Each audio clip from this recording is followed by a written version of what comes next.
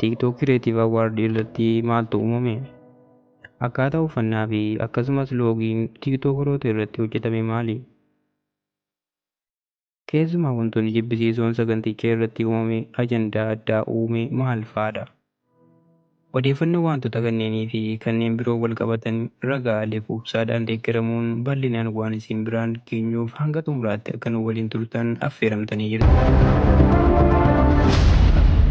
Akkam jirtu kabajamtoota daawwattoota keenya baga nagaan gara chaanaalii yuutuubii Firfirsaa Miidiyaatti nagaan dhuftan jechaa egaa akkuma jalqaba irratti ibsuuf yaalletti sagantaa tiiktookii Kireetiif Awwaardii halkan edaa jechuun Nooveembar 29 2025 qophaa'e irratti wantoonni nama ciigaasisanii fi nama jibbisiisan akkasumas naamusni badaan hedduutu uumame.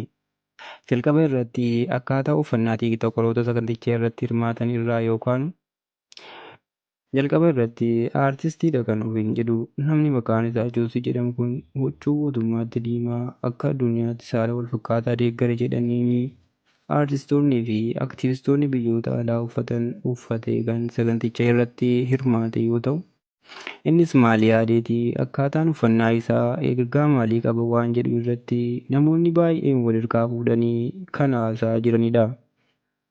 Garuu nutis gama keenyaan dhugaa wanta kanaa haa ilaallu.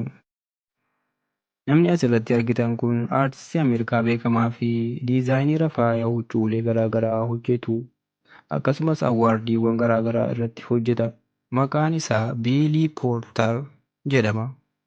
Egaa namni kun hojii isaa keessatti adda durummaadhaan kan inni deeggaru saalli wal fakkaataan walii wajjiniin jiraachuu mirga guutuu qabu jechuudhaan yeroo mara nama dubbatudha. Egaa uffannaan kunis kana waliin akka adeemu kana caala wanti nama amansiisu hin jiru. Inni kan biraan immoo intala maqaan ishee Eevaan jedhamtu kanadha. Hordoftoota nama 600 ol kan qabdu yoo ta'u akkaataan uffannaa ishee waan baay'ee nama qaanfachiisudha. Egaa uffannaan ishee kun uffannaa warroota biyya biraa irratti kan nuti jibbinuu fi arrabsinu amma immoo gama biyya keessaatti fiduun dhaloota dhufuuf sammuu adoochuu fi safuu dhabsiisuuf kan deemtu ta'uu ishee ifadha. Kana qofas miti baay'ee bareedda jedhanii yeroo jirrii wal afuufan arguu caala immoo wanti nama aarsu በጣም ነው የምታምሪው። አለባበስሽ በጣም ነው የሚያምረው። የልብስሽ ኮስት ብትነግሪኝ? የልብሴ ኮስት ኢንቪሊያንስ ነው። ያው ሁሌ ግልጽ ነው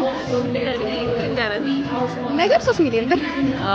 በጣም ነው የሚያምረው በጣም Egaa wantoonni akkanaa kun akka sabaatti waan jabeeffamee sagalee tokkoon balaaleffamuu qabudha.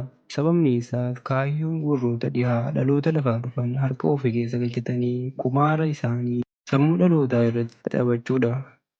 Kanaaf immoo kun ragaa quubsaadha. Boru amma dhaloonni biraa huccuu kana uffatanii akka maraatotti qullaa akka deeman nama hin shakkisiisu. Gama biraatiin immoo tiiktook awwaardii bara kanaa irratti dorgomtoonni hirmaatan bifa addaatiin erga wal dorgomaa turanii dhuma irratti namni tokko injifateera. Innis Adoonaay. Adoonaay fi Yuutii gidduutti dorgommii cimaa gaggeeffamaa akka ture ni beekna. Ta'us garuu gama dhumaa irratti Adoonaay awwaardii 5 kaadhimamee 5 injifachuun dabalataan makiinaa badhaafameera. Gama biraatiin ammoo awwaardiin kun loogii hamaa inni hojjete tokko osoo hin saaxilinii fi hin gaafatin bira darbuu hin dandeenyu. Akkuma beekamu tiiktook kireetiif awwaardii gosoota garaagaraatiin namoota garaagaraa filachuun dorgomsiisaa turuun isaa beekamaadha.